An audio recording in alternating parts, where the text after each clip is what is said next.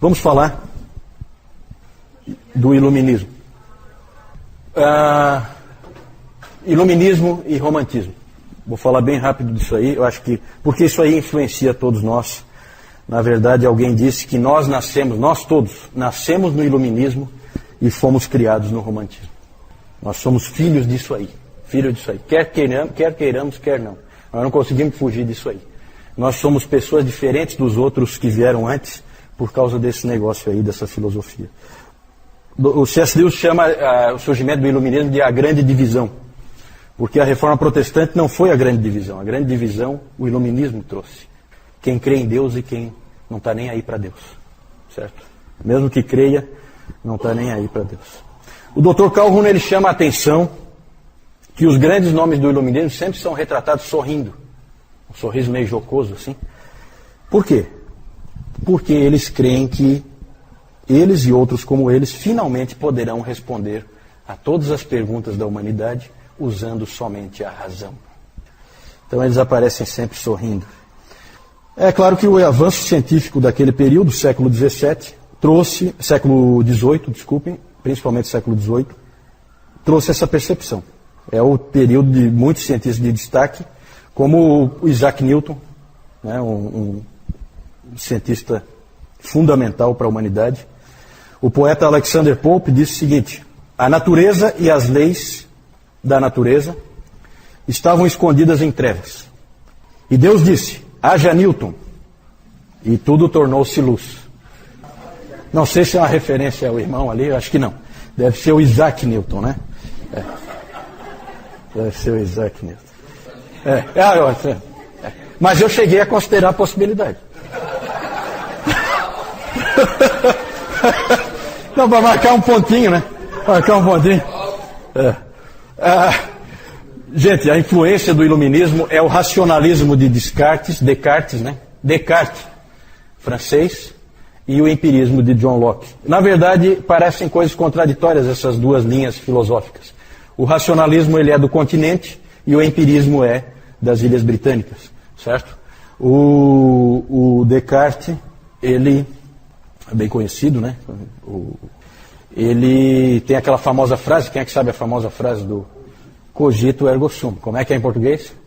Penso, logo existo. Né? Porque o racionalismo do Descartes, a ideia dele foi a seguinte: será que ele podia partir da mente dele e aí conceber todas as coisas partindo da sua própria mente e aí construindo racionalmente todas as ideias que existem?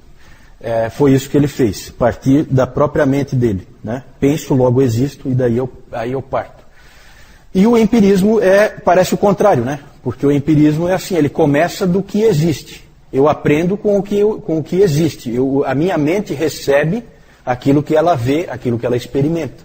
Certo? Parecem contraditórios, mas chegam no mesmo lugar. O que falta aí nesses modelos filosóficos? Né? Todos eles trabalham o conhecimento. Mas o que falta? Deus. O homem, tanto faz racionalismo ou empirismo, é o homem que conhece por seus próprios meios, não precisando de nenhuma ajuda externa. Então Deus está jogado na lata do lixo aí nesses modelos. São abordagens diferentes, mas chegam ao mesmo ponto. Do iluminismo surgiu uma nova forma de religião a que se dá o nome de deísmo. Era uma religião racional. Certo? Deus criou todas as coisas e foi embora. É o grande arquiteto do universo.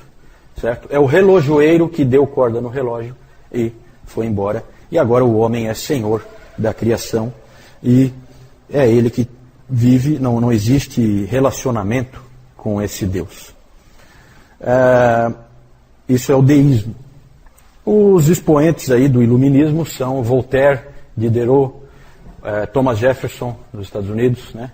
O Isaac Newton, numa linha mais científica, né? Antes eu coloquei ali o Isaac Newton, ele sempre se disse cristão, só que ele recusou a administração da extrema-unção, ele recusou, o que foi estranho, e há hoje pesquisas mostrando que ele na verdade era um herege disfarçado. Ele acreditava em várias doutrinas heréticas. Então tome um pouco de cuidado quando você sai afirmando que Newton, o grande Isaac Newton era cristão e tal, né? Cristão, mais ou menos. Né? Cuidado, não força demais, né? Porque alguns indícios mostram que ele tudo isso possível, tá? Pode ser que ele tenha feito parte dos Rosa Cruzes também, né?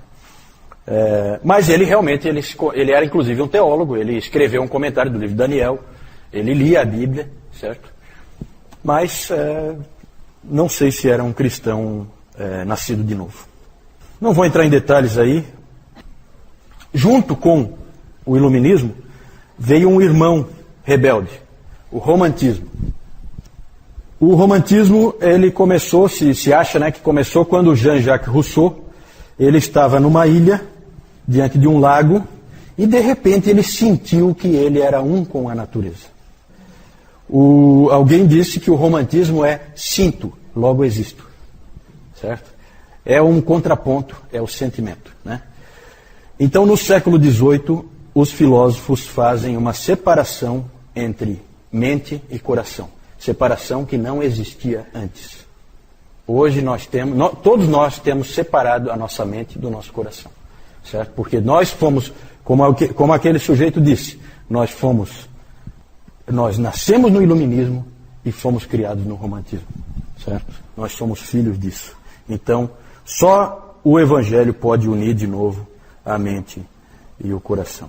O iluminismo sempre trabalha a mente e a razão e acaba caindo no deísmo. E o romantismo aponta sempre para o coração, para as emoções e acaba caindo no panteísmo. É para onde ele vai, panteísmo. Tudo é Deus, todos nós somos Deus. O que nós sentimos é o mais importante. Para o romantismo, o grande intérprete do mundo não é o teólogo nem o filósofo. O grande intérprete do mundo é o artista. O artista que faz você sentir. Quando você sente, você entende a verdade. Certo? Por isso que nós hoje somos tão influenciados pelos artistas. Os artistas dizem o que nós vestimos, algum estilista homossexual diz o que nós vestimos, os atores de Hollywood e da Globo dizem como que nós vamos nos comportar, como que nós vamos viver, as opiniões deles são importantíssimas, nós somos controlados pelo romantismo. E no iluminismo, nós ignoramos Deus diante dos problemas. Qual foi a última vez em que houve um problema lá na sua empresa e as pessoas se uniram para orar porque o problema tinha aparecido? Nunca. Certo? Nunca. Isso é inconcebível antes do iluminismo. Certo? Não existe. Deus está por trás de tudo. No iluminismo, não. O homem resolve tudo. Nós vamos dar um jeito. Me dê um tempo aí que eu vou dar um jeito. O homem é independente. A sua mente funciona independentemente. Na religião, a principal influência romântica veio do Friedrich Schleiermacher e a sua religião interior.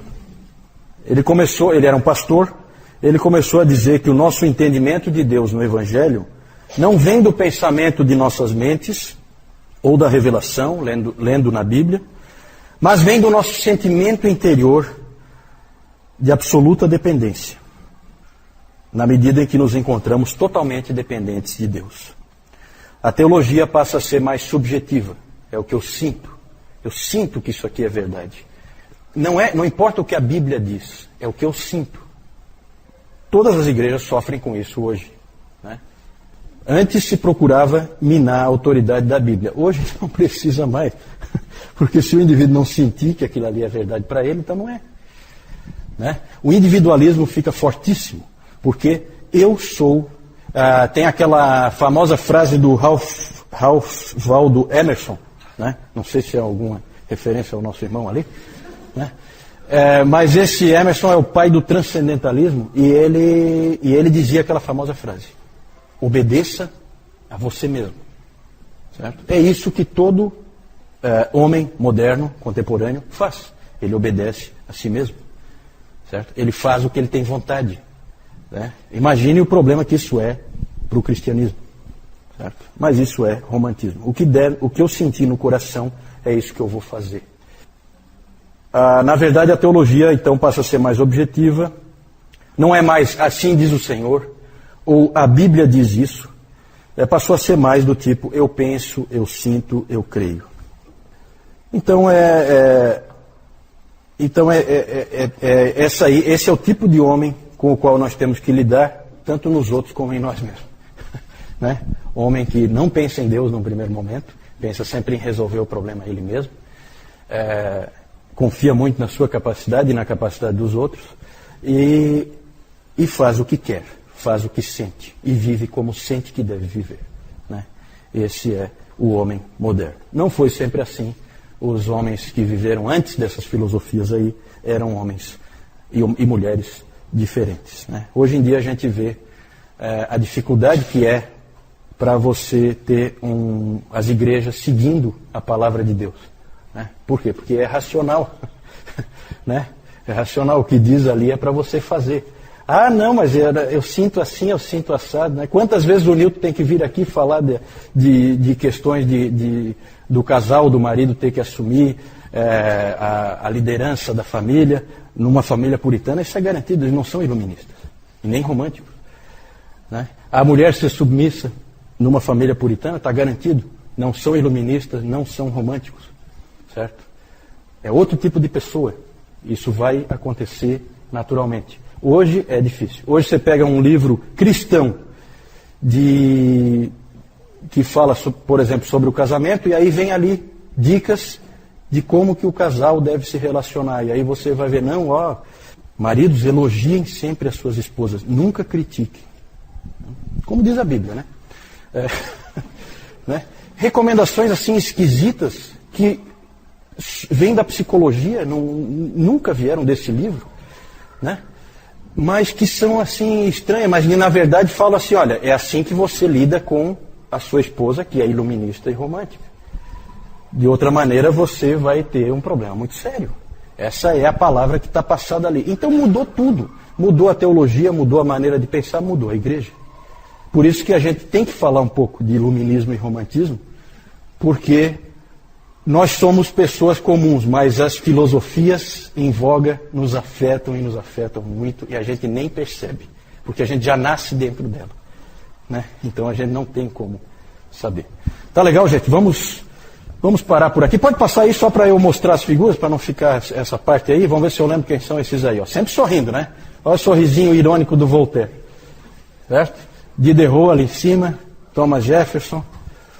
O Descartes está mais carrancudo, mas é porque ele não é do iluminismo, ele é antes, né? Então ele está um pouquinho mais carrancudo. Esse aqui é o David Hume, eu ia falar, mas eu pulei. Pode passar. Lá, quem é aquele lá? Isaac Newton, né?